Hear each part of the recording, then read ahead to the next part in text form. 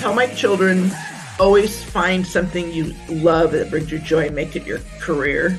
And at 69 years old, I figured it out for myself. I have what I need to be successful in this business. The networking, the building relationships within our own industry and across the country. Just being able to communicate and be with other Rockstar organizers and being able to collaborate together. With Holly, she's just amazing and has done an amazing job. That's what I love about this group, is that we're all so unique. It's not a franchise model where I'm like, you have to do exactly word for word, but I do give you a lot of guidelines, like you said.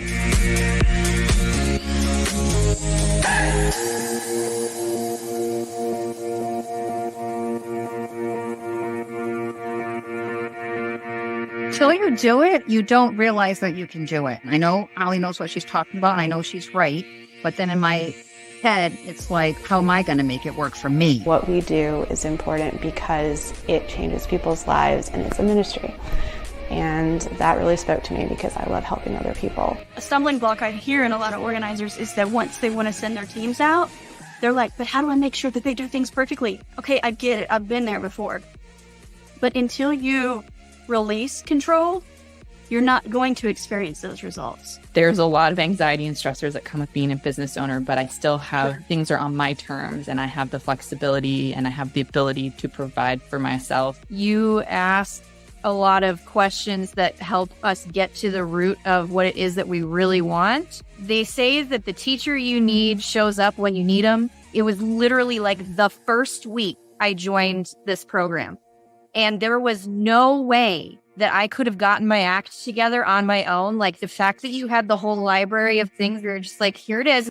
There is I no don't feeling. like excuse makers, and I don't like victims, and I don't like people who blame shift responsibility on me or somebody else when it's their own bad self that needs to be doing something. This is how you create a sustainable $100,000 plus business. You create an offer for your person, you make it repeatable, and then it becomes sustainable, and then you're not reinventing the wheel for every client, and you end up making more money that way.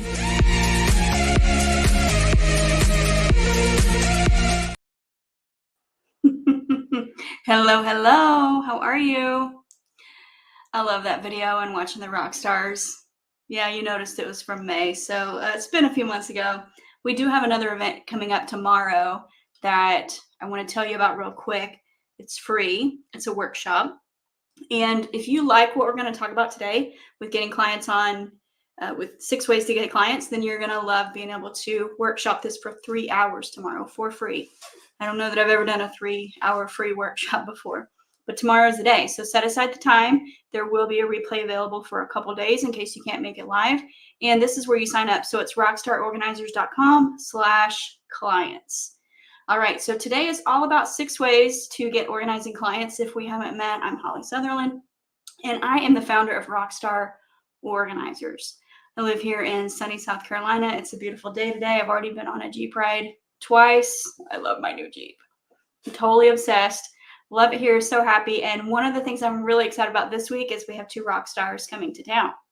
So 2 of the members who have been in my program for the last year are coming to take their growth to the next level. They're on their way tomorrow, so can't wait for that.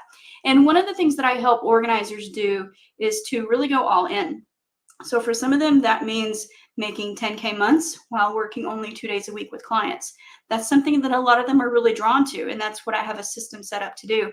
It's proven, it's repeatable, it's happened with dozens of organizers, and it's possible. It's possible for you. You know, you may be a mom who is at home with your kids and you've got some skills like teaching or organizing, obviously. Maybe you've been a nurse in the past, or, you know, that's what I was, or a personal assistant or a nanny, and you have that helping nature to you. And you know that you want to contribute to your family, but you don't want to be gone all the time. And this is a really great path for that, and to take your skills and to make it in a meaningful contribution to your community and your family. And really, this is what I hear from organizers, is they want something they like doing, but they can't seem to make it consistent. Like, how do I get consistent clients? Like, one project goes gangbusters And then all of a sudden, like, you don't have anything scheduled for the next month. And you're like, what the heck? Like, I guess I'm maybe not that great of an organizer, but that's not really the truth. But it feels so deflating and demoralizing sometimes when you're like, gosh, like, I'm so good, but like, how do I get myself out there so that more people can know about me? And especially if you've never run a business before. You know, a lot of the people in my coaching program have not run a business before. And it's new territory.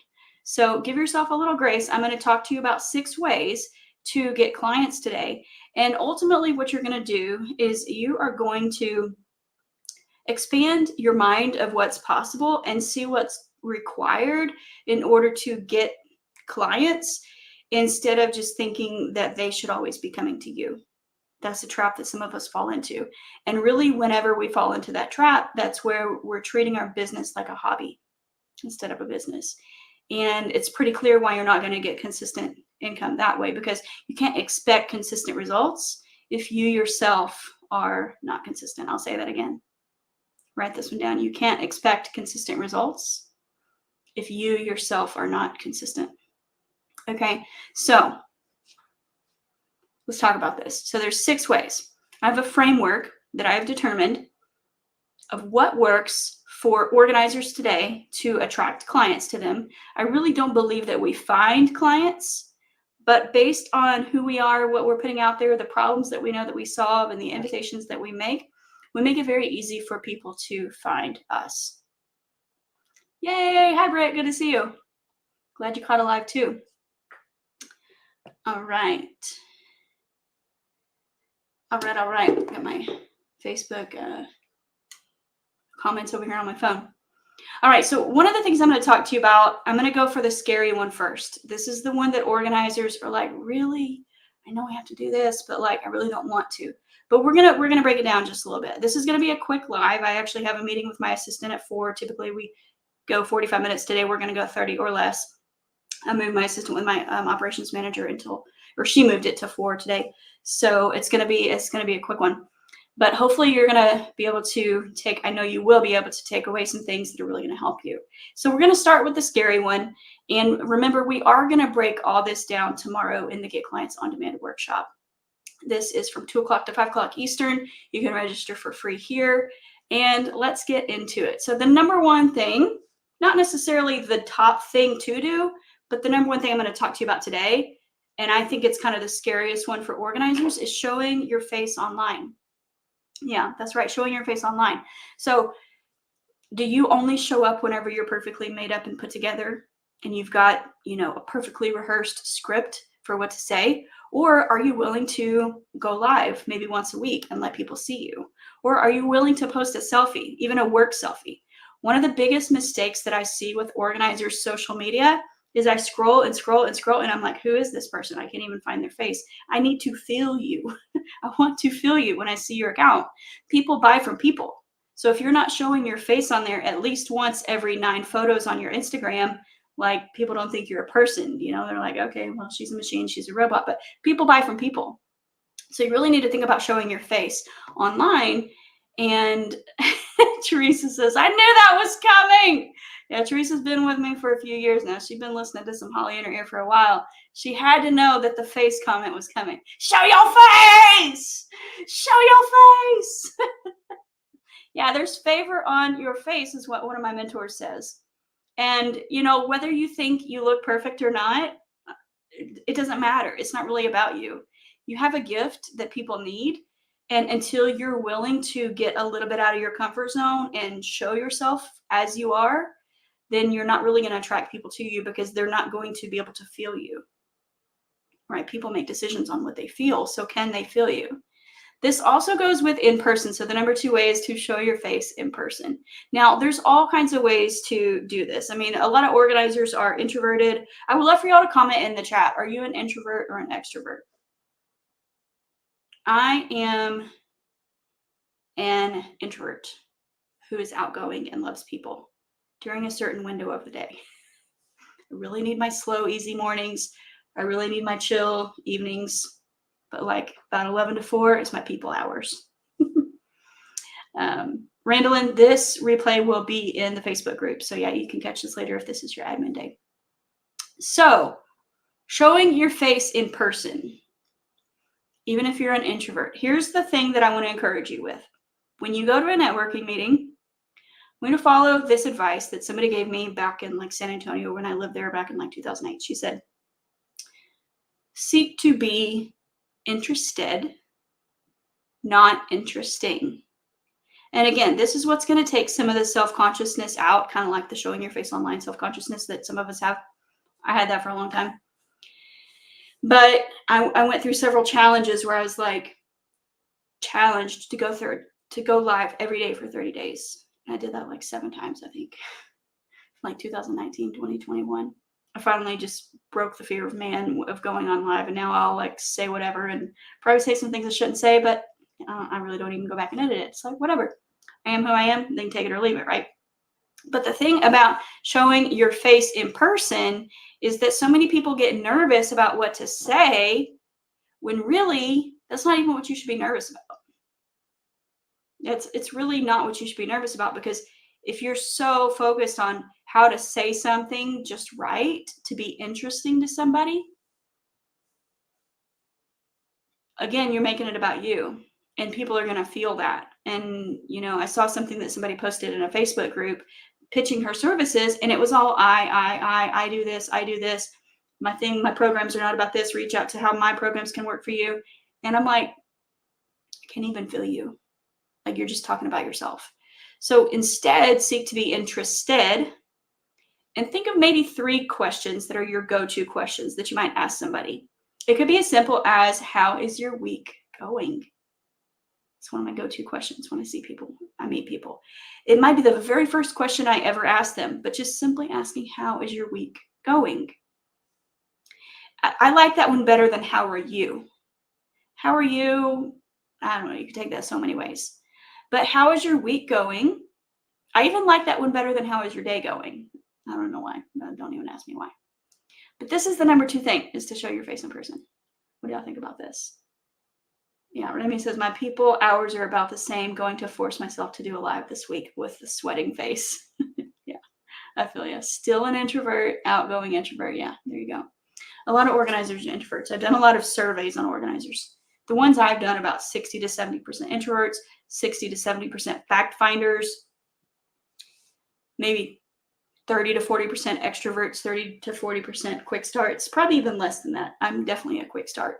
I just get in there and take action and clean it up later. Whereas fact finders are like, I need to do all my research, dot all my T's, cross all my I's. Yeah, I said that way on purpose.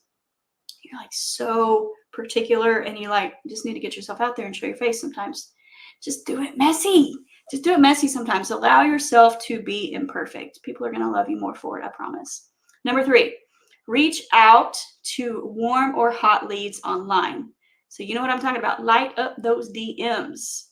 Now, I'm going to talk to you tomorrow about the number 1 way to even get DMs even possible for you. I've created a system for this. I'm going to show it to you tomorrow in the free workshop. So don't forget to sign up for that at rockstarorganizers.com/clients. It's Get Clients on Demand workshop. I'm going to talk to you about how to even get people into conversations. There's one key that I've found, and I've tried a lot of things over the last several years. There's one key word, not like a magic word, but one key principle. I'll just let you wonder what it is. Number 4 is to reach out to warm or hot leads in person. So get in the room with people. There's something so magical that happens when you connect and you can see somebody's body language and you can see how they engage and interact, and you get to experience them. There's something so important about that in-person time. So even if you are a busy mom and you're busy taking care of kids all day, I want to encourage you at least a couple times a month to get out in an environment that would be around people who could potentially become your clients one day. You don't have to like go out with this super intentional pitch and these perfectly designed postcards with a perfectly designed website ready. Am I talking to anybody? Am I talking to anybody? You think you got to have all these things. You really don't. Just go out and talk and just be, The other day in Momentum, my 12-week program to help organizers get to steady 3 to 5K months in the next 12 weeks is that I said, if you were not worried about an outcome, where would you go to be visible that your clients might also happen to be there? And one of them said Pilates. And I said, that's your thing. You're going to become a Pilates nerd now. Just go get your Pilates on, girl. And I think she just needed to give herself permission to do that. And I even told her, I was like, hey, get your company logo on a tank top. Just wear it. Have business cards ready in case people ask. Don't be weird. Don't be pushy. Just be visible. Enjoy yourself. Follow your joy, you know. And I'm working on this in certain areas of my life too. So I'm right up in this conversation. Number 5, grow your audience awareness online.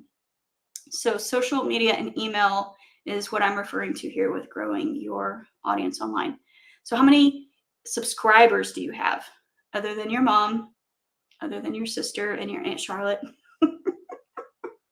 My Aunt Charlotte's talked to me for years. And I think she was always my first subscriber to whatever I was doing. She's actually the one who told me 2014-ish that I was a professional organizer. Mind you, I had been organizing since 2008. I did not know I was a professional organizer. I had never heard that term. And she tells me that she tells her realtor friend that she knows a professional organizer. And I'm like blushing over here like, are you talking about me? Talking about me? Like you think I'm professional? And so then I Google how to become a professional organizer after somebody already told me what I was. Isn't that so funny? But like, you're a professional organizer if you get paid to organize for people. Organizers get all weird about certifications. I'm like, they're really not all that necessary. People just want to know, can they trust you? Can you get them results? Can you get the job done? I think education is important. I think community is important, but certifications are like, I don't know. Not that important, in my opinion, personally. Number 6, grow your audience awareness in person. So you're seeing a theme here. Show your face online and in person, reach out one-on-one online and in person, and then grow your audience online and in person. So it's really 3 tiers here that I'm talking about of visibility, which is showing your face, reaching out one-on-one, and growing your audience. And then each of those diverts into online or in person. So that's what creates the 6 ways. And in my programs, I help you to develop your visibility plan of something that's going to feel good to you and something that's going to work for you to help you reach your desired people. Like all of you have a niche or an audience that's so particular and specific to you that I don't really believe there's a lot of competition, so to speak. Nobody really can be you. So you don't need to worry that like somebody else is going to scoop up all the clients. You just find what is your niche and don't be so worried. Like just get out there and be you and go serve the homeschool moms if that's your jam. And go serve the baby boomers if that's your jam, but stick with your audience. That's what's going to sabotage your growth if you try to go too many different audiences. How do I know this? Because it took me 10 years to figure out what the heck I was doing with my business. I was trying to serve every audience because I thought that would get me more clients.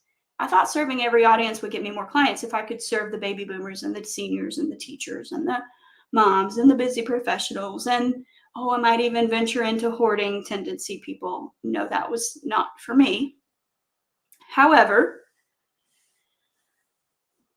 what I learned is that business growth was so much easier and so much faster when I narrowed down to one niche. And for me, that became busy professionals. So once I was living in Ann Arbor, Michigan, I moved there in 2016 and I lived there for, 7 years? 8 years? No, 7 years. I moved here to South Carolina a year ago. So 2016 to 2023, I was in Ann Arbor, Michigan. But I did go back to Waco, Texas for like a year in the middle of that. It was kind of funny. But I was going back to grow my team and then going back up. So I had 2 teams running across the country from each other for about 6 years. And I went back and forth. I was a little bit crazy. But I learned a lot. And now I've put it all into a capsule and into an app. My app has now been approved by the App Store, Rockstar Organizers app, that all the training is in there and available. The very first step is to get clients on demand workshop. And then I'm going to invite you into how I can support you to get an ongoing, consistent income by getting consistent clients and growing your business that you really like to do. That doesn't feel like drudgery to you, like, oh, I got to go out there and market myself. Blah. If you feel like that, then of course you're not going to attract anybody to you because you don't like it yourself, right? But when you grow your audience awareness at these in-person events and you show up excited, you show up like happy about what you do, you're going to naturally draw people to you. So here, I'll be honest with you. I started getting asked questions by other organizers probably around 2017 about how I was growing and having success. And I didn't really know what to tell them because I didn't think I was doing these things on purpose. I didn't even know how to tell them how I was having success. All I really knew was like things were happening for me. Things were just happening. So I didn't feel like I was doing something. It's so funny looking back. I'm like, oh, I was doing exactly the right things. I just didn't know I was doing the right things. That's why the success was happening. I was living in my joy. I was sharing what I was excited about naturally on social media. People were taking note and they were commenting and they were like, oh my gosh, can you come to New Hampshire? Oh my gosh, can you come to California? I'm like, yeah, for the low price of $2,400 for the week. Literally.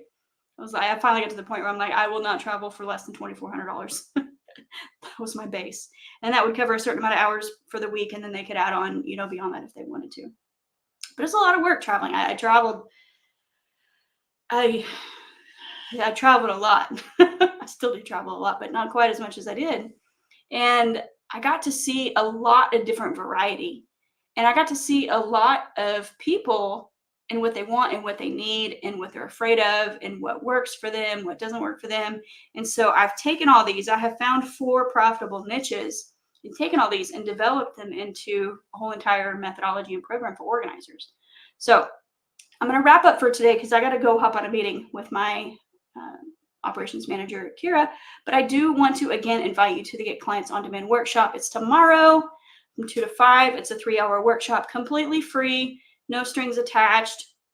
There will be an invitation for those of you who want to go further. There will be a 48-hour replay available for this. So even if you have a client tomorrow, don't miss this. It's going to be really good. I was working on my slide deck earlier today. I'm like, oh, this is so good. This is everything I wish I knew whenever I was banging my head against the ever-loving wall trying to figure out how to make money as an organizer. And I'm making it available to you for free tomorrow. So don't miss it.